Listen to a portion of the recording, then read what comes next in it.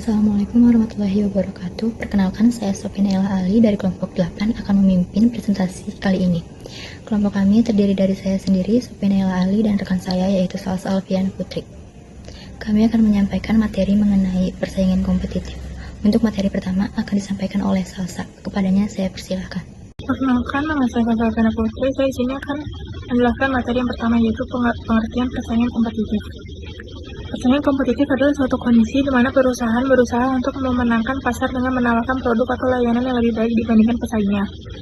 Menurut Porter, persaingan dalam industri ditentukan oleh 5 faktor utama, yaitu ancaman pendatang baru, kekuatan pemasok, kekuatan pembeli, ancaman produk pengganti, dan intensitas persaingan antar perusahaan yang sudah ada. Persaingan kompetitif juga merupakan fenomena yang tidak dapat dihindari dalam dunia bisnis. Persaingan terjadi ketika beberapa perusahaan berusaha menarik perhatian pelanggan yang sama dengan menawarkan produk atau layanan yang memiliki nilai lebih dibandingkan pesaingnya. Tingkat persaingan dalam suatu industri dipengaruhi oleh berbagai faktor, seperti jumlah pesaing, tingkat inovasi, hambatan masuk ke industri, serta karakteristik pelanggan. Selanjutnya yaitu analisis 5 kekuatan Porter dalam persaingan kompetitif. Yang pertama, ancaman pendatang baru. Semakin mudah bagi perusahaan baru untuk memasuki ke industri, semakin tinggi tingkat persaingan. Faktor yang mempengaruhi ancaman ini meliputi hambatan masuk seperti modal besar, peraturan pemerintah, dan loyalitas pelanggan terhadap merek tertentu. Kedua, persaingan tidak langsung. Terjadi ketika perusahaan menawarkan produk yang berbeda tetapi memenuhi kebutuhan yang sama. Contohnya persaingan antara restoran cepat saji seperti McDonald dengan restoran lokal yang juga menawarkan makanan siap saji. Yang ketiga, persaingan monopolistik. Terjadi dalam pasar yang memiliki banyak pemain, tetapi setiap produk memiliki karakteristik yang sedikit berbeda. Contohnya pasar kosmetik yang dipenuhi oleh berbagai macam merek dengan diferensiasi produk berdasarkan kandungan atau manfaat yang ditawarkan. Yang keempat, persaingan oligopoli. Terjadi ketika hanya ada beberapa pemain utama dalam suatu industri yang mengendalikan sebagian besar pangsa pasar. Contohnya industri telekomunikasi yang dikuasai oleh beberapa perusahaan besar seperti Telkomsel, Indosat, dan XL. Yang terakhir, persaingan pasar bebas. Terjadi dalam industri di mana tidak ada satupun perusahaan yang memiliki pengaruh signifikan terhadap harga pasar karena banyaknya pesaing. Contohnya industri pertanian, di mana banyak petani menjual produk yang serupa tanpa diferensiasi yang signifikan. Selanjutnya, strategi dalam persaingan kompetitif.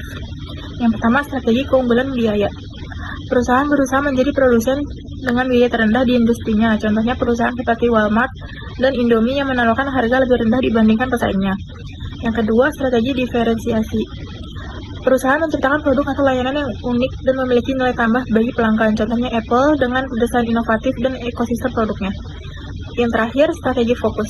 Perusahaan menargetkan segmen pasar tertentu yang lebih spesifik, baik berdasarkan geografi, demografi, atau kebutuhan khusus pelanggan. Contohnya produk kosmetik yang hanya ditujukan untuk kulit sensitif. Selanjutnya akan dilanjutkan oleh Sophie. Untuk materi selanjutnya yaitu mengenai tujuan persaingan kompetitif. Tujuan persaingan kompetitif yang pertama itu ada membentuk suatu positioning yang tepat, yang kedua mempertahankan pelanggan yang setia, yang ketiga mendapatkan pangsa pasar baru, yang keempat memaksimalkan penjualan, dan yang terakhir menciptakan kinerja bisnis yang efektif. Selanjutnya yaitu ada perilaku kompetitif. Yang pertama ada konflik untuk mengusir pesaing keluar pasar, yang kedua ada persaingan untuk tampil baik dari pesaing, dan yang terakhir ada kerja dari 2 atau lebih perusahaan. Untuk kesimpulan materi ini yaitu persaingan bisnis tadi terhindarkan menuntut perusahaan untuk beradaptasi dan berinovasi. 5 kekuatan Porter menunjukkan bahwa ancaman pendatang baru, kekuatan pemasok dan pembeli, serta persaingan antar perusahaan mempengaruhi dinamika industri. Untuk bertahan, perusahaan perlu menerapkan strategi seperti keunggulan biaya, diferensiasi atau fokus, serta memanfaatkan keunggulan berbasis sumber daya atau RBV.